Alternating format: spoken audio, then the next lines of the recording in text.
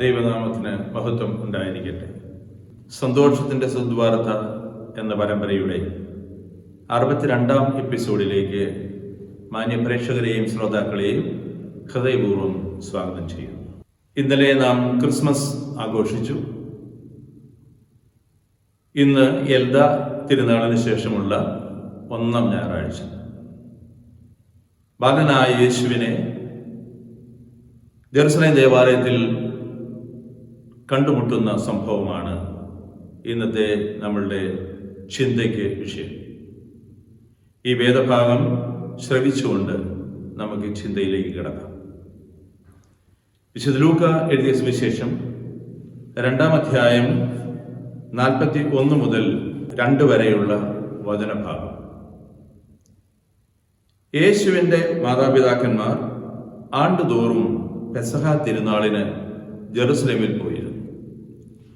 അവന് 12 വയസ്സായപ്പോൾ പതിവനുസരിച്ച് അവർ തിരുനാളിന് പോയി. തിരുനാൾ കഴിഞ്ഞ് അവർ മടങ്ങിപ്പോന്നു. എന്നാൽ ബാലനായ യേശു ജെറുസലേമിൽ തങ്ങി. മാതാപിതാക്കന്മാർ അതറിഞ്ഞില്ല. അവൻ യാത്രാ സംഘത്തിൻ്റെ കൂടെ കാണും എന്ന് വിചാരിച്ച് അവർ ഒരു ദിവസത്തെ വഴി പിന്നിട്ടു. ബന്ധുക്കളുടെയും പരിചയക്കാരുടെയും ഇടയിൽ അന്വേഷിച്ചിട്ട് കാണായികയാൽ യേശുവിനെ തിരക്കി അവർ ജെറുസലേമിലേക്ക് തിരിച്ചുപോയി. 3 ദിവസങ്ങൾക്ക് ശേഷം അവർ അവനെ ദേവാലയത്തിൽ കണ്ടെത്തി. അവൻ ഉപാധ്യായന്മാരുടെ ഇടയിലിരുന്ന് അവർ പറയുന്നത് കേൾക്കുകയും അവരോട് ചോദ്യങ്ങൾ ചോദിക്കുകയും ചെയ്യുകയായിരുന്നു. കേട്ടവരെല്ലാം അവൻ്റെ ബുദ്ധിശക്തിയിലും മറുപടികളിലും അത്ഭുതപ്പെട്ടു. അവനെ കണ്ടപ്പോൾ മാതാപിതാക്കൾ വിസ്മയിച്ചു. അവൻ്റെ അമ്മ അവനോട് പറഞ്ഞു, മകനെ, നീ ഞങ്ങളോട് ഇങ്ങനെ ചെയ്തതെന്ത്? നിന്റെ പിതാവും ഞാനും ഉത്കണ്ഠയോടെ നിന്നെ അന്വേഷിക്കുകയായിരുന്നു. അവൻ അവരോട് ചോദിച്ചു, നിങ്ങൾ എന്തിനാണ് എന്നെ അന്വേഷിച്ചത്? ഞാൻ എൻ്റെ പിതാവിൻ്റെ കാര്യങ്ങളിൽ ആയിരിക്കേണ്ടതാണെന്ന് നിങ്ങൾ അറിയുന്നില്ലേ? അവൻ തങ്ങളോട് പറഞ്ഞതെന്തെന്ന് അവർ ഗ്രഹിച്ചില്ല. പിന്നെ അവൻ അവരോടൊപ്പം പുറപ്പെട്ട് നസ്രത്തിൽ വന്ന് അവർക്ക് വിധേയനായി ജീവിച്ചു. അവൻ്റെ അമ്മ ഈ കാര്യങ്ങളെല്ലാം ഹൃദയത്തിൽ സംഗ്രഹിച്ചു. യേശു ജ്ഞാനത്തിലും പ്രായത്തിലും ദൈവത്തിൻ്റെയും മനുഷ്യരുടെയും പ്രീതിയിലും വളർന്നു വന്നു. ദൈവമേ, സ്തുതി നിനക്ക് യോഗ്യമാകുന്നു. ബാറയ്ക്കുന്നു. കർത്താവിനാൽ ഏറ്റവും അനുഗ്രഹീതരായ സഹോദരീ സഹോദരന്മാരെ, ക്രിസ്മസ് ആഘോഷത്തിന് ശേഷം പിറ്റേന്ന് ആചരിക്കുന്ന ഈ ഞായറാഴ്ച ബാലനായ യേശുവിനെ നഷ്ടപ്പെട്ട അവസ്ഥയിൽ നിന്നും ജെറുസലേം ദേവാലയത്തിൽ തൻ്റെ മാതാപിതാക്കൾ കണ്ടെത്തുന്ന സംഭവം നാം ഇന്ന് നമ്മുടെ വായനയ്ക്കും ചിന്തയ്ക്കുമായിട്ട് പ്രത്യേകമായി പരിഗണിക്കുന്നു. ഒരു ചോദ്യം നമ്മളുടെ എല്ലാം മനസ്സിൽ ഉയരാം. ഇന്നലെ പിറന്ന യേശു ഒറ്റ ദിവസം കൊണ്ട് എങ്ങനെയാണ് 12 വയസ്സുള്ള ബാലനായി മാറിയത്? ആ സംഭവം എന്തുകൊണ്ടാണ് ഇന്ന് പെട്ടെന്ന് അത് ചർച്ചയ്ക്ക് അല്ലെങ്കിൽ ചിന്തയ്ക്ക് വിഷയമാകുന്നത്? അതിന് കാരണം മറ്റൊന്നുമല്ല, യേശുവിൻ്റെ രക്ഷാകര സംഭവങ്ങൾ ആണ്ടുവട്ടം സഭ അനുസ്മരിക്കുന്നു. അത് കേവലം ഒരു സമയബന്ധിതമായ ദിവസങ്ങൾ എണ്ണിയുള്ള പരാമർശത്തിലോ ക്രമീകരണത്തിലോ അല്ല സഭ അത് നമുക്ക് കൈമാറുന്നത്. മറിച്ച് യേശുവിൻ്റെ ജീവിതത്തിലെ വിവിധ സംഭവങ്ങൾ അവതരിപ്പിച്ചുകൊണ്ട് അതിൻ്റെ ദൈവശാസ്ത്ര മേഖലകളെ മനസ്സിലാക്കി തന്നുകൊണ്ട് നാം അതിലേക്ക് ഉൾച്ചേരണം എന്നുള്ള ചിന്തയാണ് അതിന് പിന്നിലുള്ളത്. അതുകൊണ്ട് നമ്മുടെ മനസ്സിൽ ഉയരുന്ന ഈ ചിന്ത എന്നതിലുപരിയായിട്ട് രക്ഷകനായി പിറന്ന യേശുവിൻ്റെ ബാല്യകാലവുമായിട്ട് ചേർത്ത് വയ്ക്കാവുന്ന ഒരു സംഭവം ഇന്നത്തെ സുവിശേഷത്തിൽ നാം ശ്രവിച്ചുകൊണ്ട് അതിൻ്റെ അർത്ഥവ്യാപ്തിയിലേക്ക് അല്പമായി ഇറങ്ങുവാൻ ആഗ്രഹിക്കുന്നു. യേശുവിൻ്റെ ബാല്യകാല വിവരണം നടത്തുന്ന 2 സുവിശേഷകന്മാരിൽ മത്തായിയും ലൂക്കായുമാണല്ലോ ആ ബാല്യകാല വിവരണങ്ങൾ തരിക. അവർ ലൂക്കായുടെ സുവിശേഷത്തിൽ 2 അധ്യായങ്ങൾ ബാല്യകാല വിവരണം, ഇൻഫൻസി നരേറ്റീവ് എന്ന പേരിലാണ് അറിയപ്പെടുക. അതിൽ ഏറ്റവും അവസാനത്തെ അവതരിപ്പിച്ചിരിക്കുന്ന സംഭവമാണ് നാം ഇന്ന് ചിന്തിക്കുക. അതിൽ നാം കേട്ടു, യേശുവിന്റെ മാതാപിതാക്കൾ ആണ്ടുതോറും പെസഹ തിരുനാളിന് ജെറുസലേമിൽ പോയിരുന്നു എന്ന്. നാം മനസ്സിലാക്കുന്നത് പോലെ ജെറുസലേം എന്നുള്ളത് യഹൂദരുടെ, ഇസ്രായേൽക്കാരുടെ പ്രത്യേകമായ ആത്മീയതയുടെ കേന്ദ്രമാണ്. ജെറുസലേം ആധുനിക യുഗത്തിൽ 3 പ്രത്യേകമായ വിശ്വാസ സമൂഹത്തിന് പ്രധാനപ്പെട്ടതാണ്. ജെറുസലേം യഹൂദരുടെ അല്ലെങ്കിൽ ഇസ്രായേൽക്കാരുടെ പുരാതനമായ ആരാധനാ കേന്ദ്രമാണ്. പിൽക്കാലത്ത് അത് ഇസ്ലാം മതത്തിൽപ്പെട്ടവരുടെ ഒരു പുണ്യ സ്ഥലമായി മാറി. അവിടെ നിന്നുമാണ് മുഹമ്മദ് നബി കുതിരപ്പുറത്ത് സ്വർഗത്തിലേക്ക് കയറിയതെന്ന് അവർ വിശ്വസിക്കുന്നു. ക്രൈസ്തവരെ സംബന്ധിച്ച് പറയുമ്പോൾ ജെറുസലേം യേശുവിൻ്റെ രക്ഷാകരമായ സംഭവങ്ങളുടെ ഏറ്റവും പ്രധാനപ്പെട്ട കുരിശുമരണവും ഉത്ഥാനവും എല്ലാം നടന്ന സ്ഥലമായിട്ട് പരിഗണിക്കപ്പെടുന്നു. ഈ രീതികളിൽ നോക്കിയാൽ എല്ലാവരും ജെറുസലേമിന്റെ പ്രാധാന്യം പ്രത്യേകമായിട്ട് കണക്കാക്കും. സലോമൻ രാജാവ് മനോഹരമായ ഒരു ദേവാലയം പണിതത് ഈ ജെറുസലേമിലാണ്. ഈ ജെറുസലേം ദേവാലയം ഇസ്രായേൽ മക്കൾക്ക് ആണ്ടുവട്ടമുള്ള അവരുടെ തിരുനാളുകൾ ആഘോഷിക്കുവാനുള്ള വേദിയായിരുന്നു. ബലിയർപ്പണത്തിന് ഉള്ള ഏക ദേവാലയമായിരുന്നു ജെറുസലേം. അതേസമയം ഓരോ ഗ്രാമങ്ങളിലും അവർ സിനഗോഗുകൾ ഉണ്ടായിരുന്നു. വചനം വായിക്കുന്നതിനും സങ്കീർത്തനങ്ങൾ ഉരുവിടുന്നതിനും വചനം വ്യാഖ്യാനിക്കുന്നതിനും പ്രാർത്ഥിക്കുന്നതിനുമൊക്കെയുള്ള സ്ഥലങ്ങളാണ് സിനഗോഗുകൾ. ഈ സിനഗോഗുകളിൽ അവരുടെ ആധ്യാത്മിക ജീവിതത്തിന്റെ ആണ്ടുവട്ടമുള്ള എല്ലാ കാര്യങ്ങളും നടക്കുകയില്ല. അതുകൊണ്ട് ആണ്ടുവട്ടം, പെസഹ തിരുനാൾ തുടങ്ങിയുള്ള പ്രധാനപ്പെട്ട 3-4 തിരുനാളുകൾക്ക് വേണ്ടി ഇസ്രായേൽ സമൂഹത്തിൽപ്പെട്ടവര്, യഹൂദര് ജെറുസലേമിലെ ലക്ഷ്യമാക്കി തീർത്ഥാടനം നടത്തുമായിരുന്നു. ഇങ്ങനെ ആണ്ടുതോറും ജോസഫും മറിയവും യേശുവും അടങ്ങുന്ന തിരുക്കുടുംബം ഈ തിരുനാളിന് പോയിക്കൊണ്ടിരുന്നു എന്ന് സുവിശേഷകൻ രേഖപ്പെടുത്തുകയാണ്.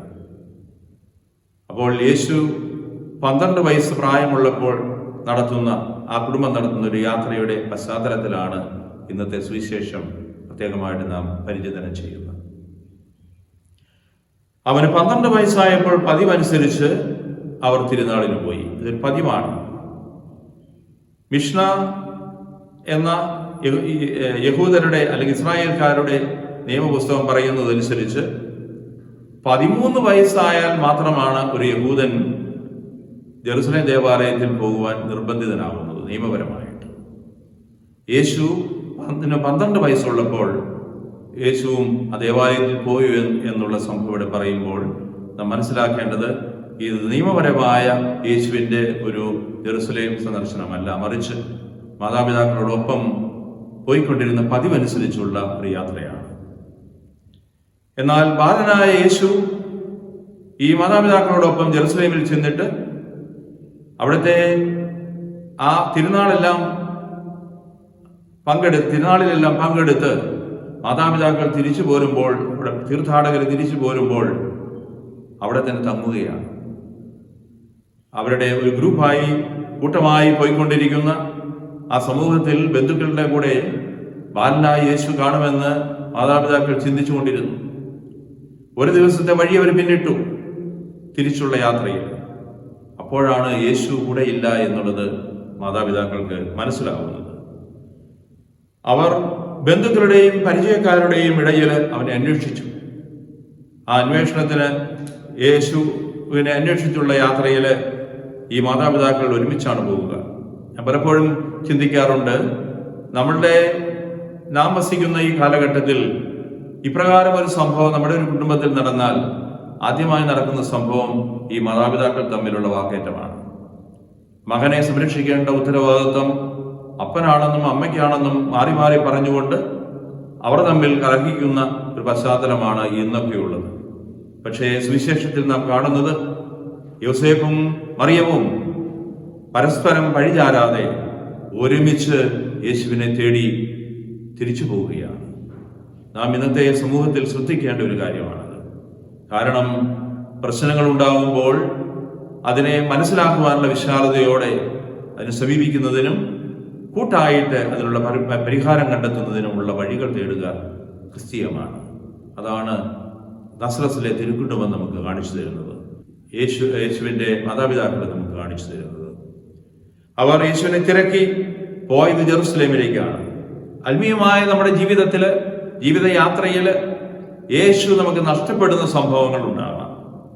പക്ഷേ യേശു നഷ്ടപ്പെടുന്ന ആധ്യാത്മിക യാത്രയിൽ അവിടെ നമ്മുടെ യാത്രയെ അവസാനിപ്പിക്കാതെ യേശുവിനെ തേടിപ്പോകണം. നമുക്കറിയാം, യേശുവിനെ തേടി വന്ന ജ്ഞാനികളെ കുറിച്ച് പരാമർശിക്കുന്ന മത്തായിയുടെ സുവിശേഷത്തിൽ ജ്ഞാനികളായ രാജാക്കന്മാര് യേശുവിനെ ജന്മവുമായി ബന്ധപ്പെട്ട നക്ഷത്രം കണ്ട് വന്നപ്പോൾ ജെറുസലേമിലെ രാജകൊട്ടാരത്തിൽ യേശുവിനെ അവർ തേടിയപ്പോൾ അവർക്ക് നക്ഷത്രം നഷ്ടപ്പെട്ടു. അവർക്ക് യേശുവിനെ കണ്ടുപിടിക്കുവാനുള്ള അവരുടെ മുമ്പേ പോയിക്കൊണ്ടിരുന്ന നക്ഷത്രം നഷ്ടപ്പെട്ടു. പക്ഷേ അവരുടെ അന്വേഷണം നിർത്തുന്നില്ല. അവർ വീണ്ടും ബെത്ലഹേം ലക്ഷ്യമാക്കി പോകുന്നു. വീണ്ടും നക്ഷത്രം അവർക്ക് ലഭ്യമാകുന്നു. അവർ ആ യാത്ര യേശുവിൽ ചെന്നു ചേരുന്നത് വരെ തുടരുന്നു. ഇപ്രകാരം ഈ പൂജരാജാക്കന്മാരെ പോലെ ജോസഫും മറിയവും ഒരുമിച്ച് യേശുവിനെ തേടി പോവുകയാണ്. അങ്ങനെ അവർ യേശുവിനെ കണ്ടെത്തി. ജെറുസലേം ദേവാലയത്തിലാണ് യേശുവിനെ അവർ കണ്ടെത്തുക. അവൻ ഉപാധ്യായന്മാരുടെ ഇടയിൽ ഇരുന്ന് അവർ പറയുന്നത് കേൾക്കുകയും അവരോട് ചോദ്യങ്ങൾ ചോദിക്കുകയും ചെയ്യുന്ന ഒരു കാര്യമാണ് അവർ കാണുക. ബാലനായ യേശു, 12 വയസ്സുള്ള യേശു ഉപാധ്യായന്മാരുടെ ഇടയിൽ ഇരുന്നു കൊണ്ട് ദൈവിക കാര്യങ്ങളെക്കുറിച്ച്, ആത്മീയമായ കാര്യങ്ങളെക്കുറിച്ച് ചർച്ച ചെയ്യുന്നതിന് പ്രാപ്തി ഉള്ളവനായി കാണുമ്പോൾ മാതാപിതാക്കൾ വിസ്മയിക്കുകയാണ്. ഉപാധ്യായന്മാർ എന്നുള്ള പ്രയോഗം റബിമാർ എന്ന രീതിയിലാണ് നാം മനസ്സിലാക്കുക. അവരോട് റബി എന്നുള്ളത് ഗുരു എന്നുള്ള അർത്ഥത്തിലാണ് ഉപയോഗിക്കുക. യഹൂദരുടെ ഇടയിൽ മതപരമായ, നിയമപരമായ കാര്യങ്ങളെക്കുറിച്ച് അറിയാവുന്നവർ റബിമാരാണ്. യേശുവാണ് ഏറ്റവും വലിയ ഗുരു എന്ന് നാം പറയും. റബിയായി യേശുവിനെ മനസ്സിലാക്കുന്ന, യേശുവിനെ സംബോധന ചെയ്യുന്ന പ്രത്യേക പരാമർശങ്ങൾ ബൈബിളിൽ നിന്നും കാണുന്നുണ്ട്. യോഹന്നാന്റെ സുവിശേഷം 3-ാം അധ്യായം 2-ാം തിരുവചനത്തിൽ നിക്കോദേമോസ് യേശുവിനെ സംബോധന ചെയ്യുന്നത് റബി എന്ന് വിളിച്ചുകൊണ്ടാണ്. അതുപോലെ തന്നെ ശിഷ്യന്മാര് യേശുവിനെ പിൻചെല്ലുമ്പോൾ, ആദ്യത്തെ ശിഷ്യന്മാര് യേശുവിനെ പിൻചെല്ലുമ്പോൾ യേശു നിങ്ങൾ എന്തന്വേഷിക്കുന്നു എന്ന് അവരോട് ചോദിക്കുമ്പോൾ റബി, അങ്ങ് എവിടെ വസിക്കുന്നു, നീ എവിടെ വസിക്കുന്നു എന്നാണ് ചോദിക്കുക. യോഹന്നാൻ 1:38 നാം വായിക്കുന്നുണ്ട് യേശുവിനെ റബി എന്നുള്ള സംബോധന. വീണ്ടും മറിയം മഗ്ദലേന ഉദ്ധിതനായ യേശുവിനെ സംബോധന ചെയ്യുന്നത് റബ്ബോനി എന്നാണ്. ഉദ്ധിതനായ യേശു മറിയം എന്ന് അവളെ വിളിച്ചപ്പോൾ അവൾ തിരിച്ച് യേശുവിനെ സംബോധന ചെയ്യുന്നത് റബ്ബോനി, റബി, റബ്ബോനി എന്ന ആണ്. യേശു ഗുരുവാണ്. അപ്പോൾ ഇപ്രകാരമുള്ള ഗുരുക്കന്മാരുടെ ഇടയിൽ, ഉപാധ്യായന്മാരുടെ ഇടയിൽ ഇരുന്നുകൊണ്ട് ബാലനായ യേശു അവർ തർക്കിക്കുന്ന, അല്ലെങ്കിൽ അവർ വിവരിക്കുന്ന കാര്യങ്ങൾ ശ്രവിക്കുക, അവരോട് ചോദ്യങ്ങൾ ചോദിക്കുക. യേശു ചെയ്തുകൊണ്ടിരുന്നൊരു കാര്യമാണ് ദേവാലയത്തിൽ. അതുകൊണ്ട് യേശു കേവലം അവരോട് ചോദ്യങ്ങൾ ചോദിക്കുന്നതിന് മുമ്പ് അവർ പറയുന്ന കാര്യങ്ങൾ ശ്രവിക്കുന്നതിനുള്ളൊരു മനസ്സ് യേശുവിനുണ്ടായിരുന്നു. ഇപ്രകാരം കേൾക്കുകയും പറയുകയും ചെയ്യുന്ന യേശുവിൻ്റെ ബുദ്ധിശക്തിയിൽ അവിടെ ഉണ്ടായിരുന്നവരെല്ലാം അവൻ്റെ മറുപടികളിലും അത്ഭുതപ്പെട്ടു എന്ന് സുവിശേഷം രേഖപ്പെടുത്തുന്നു. മറ്റുള്ളവർ യേശുവിൻ്റെ ശക്തിയിൽ, ജ്ഞാനത്തിൽ അത്ഭുതപ്പെട്ടു. നമുക്കറിയാം, യേശു ബുദ്ധിയിൽ വളർന്നു വന്നു, യേശു ജ്ഞാനത്തിൽ വളർന്നു വന്നു എന്ന് പ്രത്യേകമായിട്ട് നാം 1:40 ലൂക്കായുടെ സുവിശേഷം 1-ാം അധ്യായം 40-ാം തിരുവചനത്തിൽ നാം വായിക്കുന്നുണ്ട്. ദേവാലയത്തിൽ സമർപ്പിക്കപ്പെട്ട യേശുവിനെ ശിമിയോൻ കയ്യിലെടുക്കുമ്പോൾ, യേശുവിനെ കുറിച്ച് പ്രവചിക്കുമ്പോൾ, ആ ഒരു പശ്ചാത്തലത്തിൽ അതിന്റെ സമാപനത്തിൽ പറയുകയാണ്, യേശു വളർന്നു, ജ്ഞാനം നിറഞ്ഞു, ശക്തനായി ദൈവത്തിൻ്റെ കൃപ അവൻ്റെ മേലുണ്ടായിരുന്നു എന്ന്. അവൻ ജ്ഞാനം നിറഞ്ഞു അറിവുള്ളവനായി മാറി. ശിശുവിനെ ദേവാലയത്തിൽ കൊണ്ടുവരുന്ന സമയത്ത് ആ ശിശുവിനെ കുറിച്ച് ലൂക്ക തന്നെ പറയുന്നതാണ്. ഇപ്രകാരം ജ്ഞാനിയായ ഒരു ശിശു 12 വയസ്സായപ്പോഴും അവന്റെ ജ്ഞാനത്തിന്റെ 2ാം ഘട്ടത്തിലേക്ക് വളർച്ചയിലേക്ക് കടന്നു എന്നുള്ളൊരു സൂചനയാണ് ഈ റബ്ബിമാരോടുള്ള അവന്റെ ചോദ്യോത്തരങ്ങൾ, അല്ലെങ്കിൽ അവരുമായിട്ടുള്ള ചർച്ച, തർക്കം എന്നുള്ളത്. അവന്റെ ബുദ്ധിശക്തിയിൽ അത്ഭുതപ്പെടുന്ന ശ്രോതാക്കള്, അവനെ കണ്ടപ്പോൾ വിസ്മയിക്കുന്ന മാതാപിതാക്കള്, അവനെ തേടി പോയി ഒരു ദിവസത്തെ യാത്ര പിന്നിട്ടിട്ട് 3-ാം ദിവസമാണ് യേശുവിനെ ദേവാലയത്തിൽ കണ്ടുമുട്ടുക. അപ്പോൾ അവന്റെ മാതാപിതാക്കൾ വിസ്മയിച്ചു എന്ന് സുവിശേഷം രേഖപ്പെടുത്തുന്നു. എന്നിട്ട് അമ്മ അവനോട് പറയുകയാണ്, മകനെ, നീ ഞങ്ങളോട് ഇങ്ങനെ ചെയ്തതെന്ത്? നിന്റെ പിതാവും ഞാനും ഉത്കണ്ഠയോടെ നിന്നെ അന്വേഷിക്കുകയായിരുന്നു. നിന്റെ പിതാവും ഞാനും ഉത്കണ്ഠയോടെ നിന്നെ അന്വേഷിക്കുകയായിരുന്നു. യേശുവിന്റെ പിതാവിനെ കുറിച്ച്, തൻ്റെ ഈ ലോകത്തിലുള്ള ഒരു പിതൃത്വം ഏറ്റെടുത്തിരിക്കുന്ന ജോസഫിന്റെ പിതൃത്വം അംഗീകരിച്ചുകൊണ്ട് മാതാവ് പറയുകയാണ്, നിന്റെ പിതാവും ഞാനും നിന്നെ അന്വേഷിക്കുകയായിരുന്നു എന്ന്. യേശുവിന്റെ മറുപടി ഇവിടെ ശ്രദ്ധേയമാണ്. യേശുവിന്റെ മറുപടി, അവൻ അവരോട് ചോദിച്ചു, നിങ്ങൾ എന്തിനാണ് എന്നെ അന്വേഷിച്ചത്? ഞാൻ എൻ്റെ പിതാവിന്റെ കാര്യങ്ങളിൽ വ്യാപൃതനായിരിക്കേണ്ടതാണെന്ന് നിങ്ങൾ അറിയുന്നില്ലേ? യേശുവിന്റെ അവതാരത്തിന്റെ ലക്ഷ്യത്തെക്കുറിച്ച് യേശുവിന് ബുദ്ധിമുട്ടായിരുന്നു. അതാണ് ഇവിടെ യേശു പറയുക, അവിടുന്ന് വന്നിരിക്കുന്നത് ഈ ലോകത്തിലുള്ള മനുഷ്യരുടെ ചിന്തയ്ക്കനുസരിച്ച് നീങ്ങുവാനല്ല, പിതാവിന്റെ ഹിതം നിറവേറ്റുവാനാണ്. അതുകൊണ്ട് പിതാവിന്റെ ഹിതം നിറവേറ്റുക എന്നുള്ളതായിരുന്നു മനുഷ്യനായി പിറന്ന രക്ഷകനായ യേശുവിന്റെ ആത്യന്തികമായ ലക്ഷ്യം. അവിടെ നിന്ന് അത് ബോധ്യപ്പെടുത്തി കൊടുക്കുകയാണ് ഈ ഒരു സംഭവത്തിലൂടെ. മാതാപിതാക്കളോട് ചോദിക്കുകയാണ്, ഞാൻ എൻ്റെ പിതാവിന്റെ ജോലിയിൽ വ്യാപൃതൻ ആയിരിക്കേണ്ടതല്ലായിരുന്നു, ആ വിവരം നിങ്ങൾക്ക് അറിയില്ലേ എന്ന്. അവർക്ക് യേശുവിന്റെ ഈ വാക്കുകളുടെ പൊരുൾ മനസ്സിലായില്ല. അവൻ തങ്ങളോട് പറഞ്ഞത് എന്തെന്ന് അവർ ഗ്രഹിച്ചില്ല. ഇതാണ് സുവിശേഷൻ പറയുക. അവർക്ക് അതിൻ്റെ അർത്ഥവ്യാപ്തി മനസ്സിലായില്ല. ഇങ്ങനെ പലപ്പോഴും ദൈവത്തിന്റെ വെളിപ്പെടുത്തലുകൾ, വെളിപാടുകൾ മനസ്സിലാകാത്ത മനുഷ്യരുണ്ട്. മറിയത്തിന് പോലും ഇപ്രകാരമുള്ള ഒരു അവസ്ഥ ഇതിനു മുമ്പും ഉണ്ടായിട്ടുണ്ട്. മാലാഖമാര് ഈ ശിശുവിനെ കുറിച്ച് പറഞ്ഞ കാര്യങ്ങളൊക്കെ മറ്റുള്ളവരെ അറിയിക്കുന്നു. അവർക്ക് മാലാഖയിൽ നിന്നും ലക്ഷ്യമായ കാര്യങ്ങൾ ആട്ടിടയന്മാര് ജനങ്ങളെ അറിയിക്കുമ്പോൾ മാതാവ് അതെല്ലാം ഹൃദയത്തിൽ സംഗ്രഹിച്ചു എന്ന്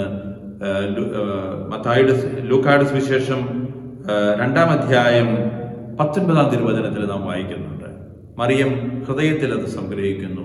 ഗ്രഹിക്കാത്തതൊക്കെ തള്ളിക്കളയാതെ അത് മനസ്സിൽ സ്വീകരിച്ച് മനനം ചെയ്യുന്ന ഒരമ്മ, അതിനെക്കുറിച്ച് ധ്യാനിക്കുന്ന അമ്മ, ദൈവത്തിന്റെ ഹിതം മനസ്സിലാക്കുവാൻ ശ്രമിക്കുന്ന ഒരമ്മ, ആ അമ്മയെയാണ് ലൂക്ക അവതരിപ്പിക്കുക. അതാണ് മറിയം. അത് ഹൃദയത്തിൽ സംഗ്രഹിച്ചു. ഇവിടെ ഇത് മനസ്സിലാകാത്ത, പൊരുൾ മനസ്സിലാകാത്ത അമ്മ. അവിടെ തുടർന്നുള്ള ഭാഗത്ത് നാം വായിക്കുന്ന ഇപ്രകാരമാണ്, അവൻ പിന്നെ അവരോടൊപ്പം പുറപ്പെട്ട് നസറത്തിൽ വന്ന് അവർക്ക് വിധേയനായി ജീവിച്ചു. 2-3 കാര്യങ്ങൾ ഇവിടെ സുവിശേഷകൻ രേഖപ്പെടുത്തുന്നുണ്ട്. അവൻ അതിനുശേഷം മാതാപിതാക്കളോടൊപ്പം തിരിച്ചു പോവുകയാണ് തൻ്റെ വാസസ്ഥലമായ നസറത്തിലേക്ക്. അവിടെ അവർക്ക് വിധേയപ്പെട്ട് ജീവിച്ചു.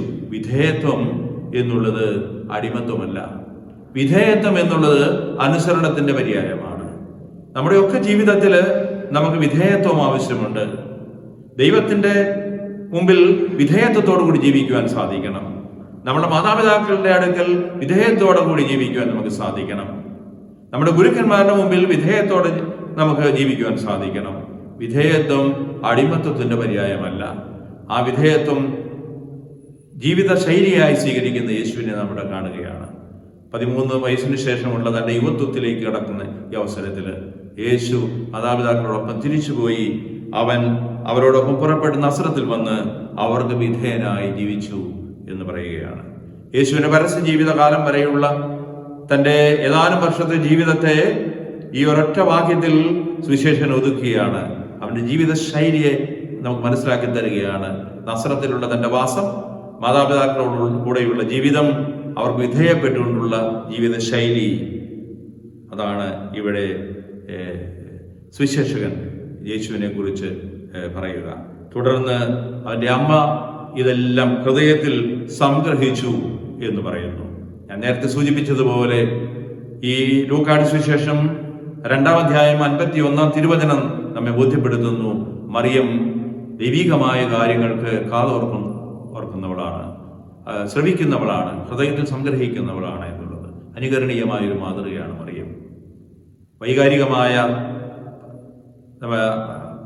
വൈകാരികമായ അതിനോടുള്ള പ്രത്യുത്തരങ്ങൾക്ക് നിൽക്കാതെ അതിനെ മനസ്സിൽ സ്വീകരിച്ചുകൊണ്ട് ധ്യാനിച്ചുകൊണ്ട് ഉത്തരം കണ്ടെത്തുവാനുള്ള മറിയത്തിന്റെ തത്രപ്പാട് നമുക്ക് മാതൃകയാവണം. അവസാനമായി ഈ വചനഭാഗം അവസാനിക്കുന്നിടത്ത് സുവിശേഷകൻ രേഖപ്പെടുത്തുന്നു, യേശു ജ്ഞാനത്തിലും പ്രായത്തിലും ദൈവത്തിന്റെയും മനുഷ്യരുടെയും പ്രീതിയിലും വളർന്നു വന്നു. ജ്ഞാനം, പ്രായം, ദൈവ മനുഷ്യ പ്രീതി, ഇത് വളരെ പ്രധാനപ്പെട്ട ചിന്തകളാണ്. ജ്ഞാനം മനുഷ്യന് ആവശ്യമാണ്. ജ്ഞാനം തേടേണ്ടവരാണവർ. ഈ ശിശു ജ്ഞാനത്തിൽ വളർന്നു എന്ന് നേരത്തെ തന്നെ ഞാൻ സൂചിപ്പിച്ചു. അവിടെ 1-ാം അധ്യായത്തില് ദേവാലയത്തില് കാഴ്ചവെക്കുന്ന സമയത്ത് പരാമർശിക്കുന്ന തിരുവചനം ഇവിടെയും പറയുന്നു, അവൻ ജ്ഞാനത്തിൽ വളർന്നു, പ്രായത്തിൽ വളർന്നു, പ്രായമനുസരിച്ച് ഉള്ള വളർച്ച അവന്, ശാരീരികമായ പക്വത വളർച്ച അവനുണ്ടായി എന്ന്. 3, ദൈവത്തിന്റെയും മനുഷ്യരുടെയും പ്രീതിയിൽ വളർന്നു. പലപ്പോഴും സ്നേഹമുള്ളവരെ, നാം ചിന്തിക്കുന്നത് നമുക്ക് ദൈവത്തിന്റെ പ്രീതിയിൽ അങ്ങ് വളർന്നാൽ മതി. ചിലർ ചിന്തിക്കും, മറ്റു ചിലർ ചിന്തിക്കും മനുഷ്യരുടെ പ്രീതിയിൽ വളരണം. ഇത് രണ്ടും ചേരുമ്പോഴാണ് മനുഷ്യന്റെ പരിപക്വമായ ജീവിതശൈലി ഉണ്ടാകുക. ദൈവത്തിന്റെ പ്രീതിയിൽ വളരുവാൻ, ദൈവികമായ വഴികളെ പിൻചൊല്ലുവാൻ, അവിടുത്തെ കൽപ്പനകൾ അനുധാവനം ചെയ്യുവാൻ നമുക്ക് സാധിക്കണം. അതുപോലെ തന്നെ മനുഷ്യർക്ക് പ്രീതി കൊടുക്കുവാനായിട്ട് നമ്മുടെ സൗമ്യമായ പെരുമാറ്റത്തിലൂടെ, നമ്മുടെ സമീപനങ്ങളിലൂടെ അവരെ പ്രീതിപ്പെടുത്തുവാൻ നമുക്ക് സാധിക്കണം. യേശു ശ്രദ്ധിച്ച 2 മേഖലകളാണിത്. പിതാവിന്റെ പ്രീതിയിൽ വളരുവാനായിട്ട്, അതുപോലെ ഈ ലോകത്തിലുള്ള മറ്റുള്ളവരുടെ, ബന്ധുക്കളുടെ, മിത്രങ്ങളുടെ, മറ്റു ജനങ്ങളുടെ പ്രീതിയിൽ, മനുഷ്യപ്രീതിയിൽ വളരുവാനുള്ള തന്റെ ആഗ്രഹം. ആ രീതിയിൽ യേശു വളർന്നു വന്നുവെന്ന് സുവിശേഷം രേഖപ്പെടുത്തിക്കൊണ്ട് ഇന്നത്തെ സുവിശേഷം അവസാനിപ്പിക്കുന്നു. നമുക്ക് ഈ വചനഭാഗം നമ്മുടെ പരിചിന്തനത്തിന് നാം വിഷയമാക്കുമ്പോൾ, നമ്മുടെ ധ്യാനത്തിന് നാം വിഷയമാക്കുമ്പോൾ, ബാലനായ യേശുവിനെ തേടിപ്പോകുന്ന മാതാപിതാക്കള്, ഒരുമിച്ച് പോകുന്ന മാതാപിതാക്കള് നമുക്ക് മാതൃകയാണ്. ദേവാലയത്തിൽ ഇരുന്നു കൊണ്ട് ദൈവിക കാര്യങ്ങളെക്കുറിച്ച് പ്രത്യേകമായിട്ട് ചർച്ച ചെയ്യുവാൻ ആഗ്രഹിക്കുന്ന, സ്വർഗസ്ഥനായ പിതാവിന്റെ പിതൃത്വവും അതേസമയം ഭൂമിയിലുള്ള യോസേഫ് പിതാവിന്റെ ഭൗമികമായ പിതൃത്വവും ഒരുപോലെ അംഗീകരിച്ച് ഏറ്റുപറയുവാനുള്ള ആ ചിന്ത, അതിനെ കുറിച്ചുള്ള ചിന്ത വളരെ പ്രധാനപ്പെട്ടതാണ്. 3-മതായി യേശുവിന്റെ ബാല്യകാലത്തെ വിധേയത്വവും ജ്ഞാനത്തിലും പ്രായത്തിലും ദൈവപ്രീതിയിലും മനുഷ്യപ്രീതിയിലുമുള്ള വളർച്ചയും നമുക്ക് അനുകരിക്കാവുന്ന ചില മാതൃകകളാണ്. നമുക്ക് ഈ രീതിയിൽ നമ്മുടെ ജീവിതത്തെ ക്രമീകരിക്കാം. ഈ ഞായറാഴ്ചത്തെ ഈ വചനഭാഗം നമ്മളെ ഇപ്രകാരമുള്ള ചിന്തകളിലേക്ക് ഉയർത്തട്ടെ. നമുക്ക് കർത്താവിനോടൊപ്പം അവൻ്റെ പരസ്യ ജീവിതത്തിലേക്ക് പ്രവേശിക്കുന്നതിന് മുമ്പ് നമ്മളുള്ള ഈ ചിന്തയിൽ നമുക്ക് നിന്നുകൊണ്ട് നമ്മുടെ ആധ്യാത്മിക ജീവിതത്തെ നമുക്ക് ക്രമീകരിക്കാം. ദൈവം നമ്മെ ഏവരെയും അനുഗ്രഹിക്കട്ടെ. എല്ലാവർക്കും സമാഗതമാകുന്ന പുതുവത്സരത്തിൻ്റെ ഹൃദ്യമായ മംഗളങ്ങൾ സ്നേഹപൂർവ്വം നേർന്നുകൊണ്ട് ദൈവനാമത്തിൽ വാക്കുകൾ അവസാനിപ്പിക്കുന്നു. ദൈവം നമ്മെ അനുഗ്രഹിക്കട്ടെ.